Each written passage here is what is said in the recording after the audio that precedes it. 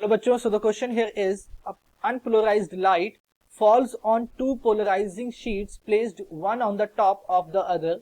What must be the angle between the characteristic direction of the sheet if the intensity of the final transmitted light is 1/3 the maximum intensity of the first transmitted beam? ठीक है, तो मान लो कि जो intensity थी first transmitted beam की that was I1, ठीक है, किसकी थी? फर्स्ट वाले की, okay, and I2 is the final intensity, ठीक है, जो फाइनल इंटेंसिटी जो हमारे पास निकल रही है दैट इज I2 फाइनल, ठीक है, यहाँ पे लिख दिया मैंने फाइनल, ओके।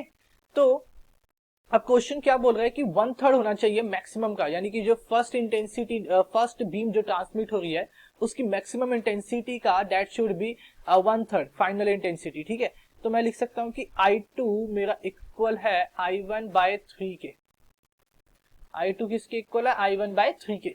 अब अगर मैं इंटेंसिटी लिखना चाहूं I2 की, ठीक है, I2 की इंटेंसिटी अगर हम लिखना चाहें that will be given as I2 equals to I1 cos square, angle दोनों के बीच का क्या है? थीटा, तो कॉज स्क्वायर थीटा। मान लो कि एंगल क्या है दोनों के बीच का? थीटा है, ठीक है, यहाँ पे लिख लेते हैं थीटा क्या है? एंगल दोनों के बीच का, ठीक है। तो क्या हो जाएगा? I1 cos square theta. अब ये किसके इक्वल होना चाहिए? That should be equal to I1/3।